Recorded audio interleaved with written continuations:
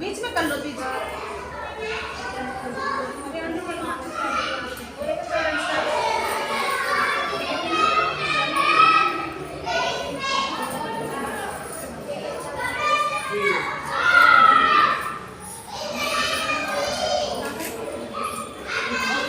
शुरू करो। बोलो गणेश भगवान की जय, महारानी की जय। एक नगर में एक धनी साहूकार रहता था। उसके 7 पुत्र तथा एक पुत्री थी। वह सातों भाई बड़े प्रेम से रहते थे। एक ही साथ भोजन करते थे। बहन की शादी हो गई थी। भाई करवा चौथ पर वह अपने पिता को बहन ने उपवास किया। पूरे दिन उसने भोजन नहीं किया। भोजन न करने से वह अत्यंत शोषित रही थी तथा भूख से व्याकुल थी। सातों भाई जो अपनी बहन को बहुत चाहते थे, उन्होंने बहन से कहा, बहन चलो भोजन कर लो। बहन ने कहा, नहीं भैया, मैं चांद के दर्शन कर उसे आंख देकर ही भोजन करूंगी। सातों भाई अपनी लाडली बहन को इस दशा में देख परेशान हुए। उन्होंने सोचा, क्या चांद के उगने तक हमारी बहन भूखी रहेगी? उन्होंने मिलकर योजना बनाई और एक भाई पेड़ पर चढ़ गया। दूसरे ने दिया जलाकर उसे दे दिया और तीसरे ने छन्नी से उसे ढक दिया। अब वे बहन के पास आए और नकली चांद दिखाकर कहने लगे कि बहन, चांद निकल आया है, आग देकर उसके दर्शन करो। बहन ने जल्दी जल्दी आग दिया और दर्शन किए। फिर वह अपने भाइयों के साथ भोजन करने बैठ गई। जैसे ही उसने पहला कोर मुंह में डाला तो उसकी सीधी आंख फड़कने लगी। इस प्रकार अनेक अशुभ स्वप्न नजर आने लगे। जब वे सातों भाई और बहन भोजन कर रहे थे तो ससुराल से खबर आई कि लड़की का पति बीमार है, जल्दी से विदा कर ससुराल भेजो।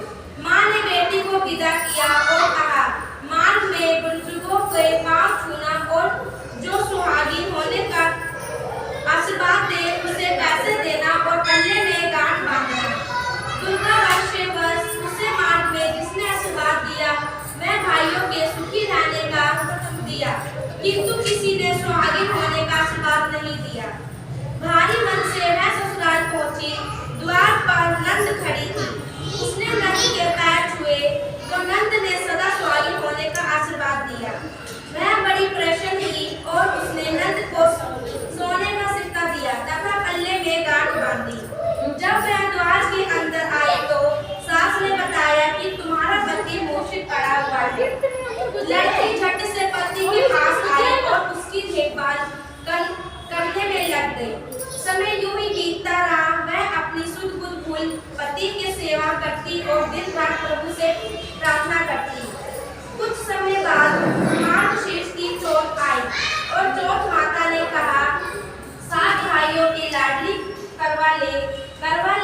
लड़की ने इधर उधर देखा तो उसे कहीं भी चौथ माता नहीं दिखाई दी। वह हाथ जोड़कर बोली, हे माँ, आपने मेरा सुहाग उजाड़ा है, आप ही मुझ पर उपकार करिए और पति मेरे को जीवित करिए। चौथ माता ने कहा, कोष की चौथ मुझसे बड़ी है, वही कुछ कर सकती है, उसी से विनती करना। यह कहकर चौथ माता चली गई। अब कोष की चौथ आई और चली आई। माँ की आई, फागुन की आई, वह भी चली गई। इस प्रकार हर चौथ यही कहती थी कि आगे आने वाली चौथ से कहना। फिर आद्रोस की चौथ आई तो उसने लड़की से बताया कि कार्तिक की चौथ तुमसे नाराज है और उसी की वजह से तुम्हारा पति इस हाल में है। यह कहकर वह चली गई।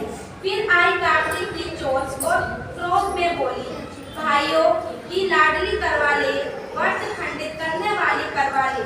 जब उसने यह सुना तो चौथ माता के चरण पकड़ लिए और कहा, हे माता, मुझसे बड़ी भारी भूल हो गई है, किंतु आप माँ हैं, अपनी पुत्री पर दया करो, फिर कभी यह भूल नहीं होगी।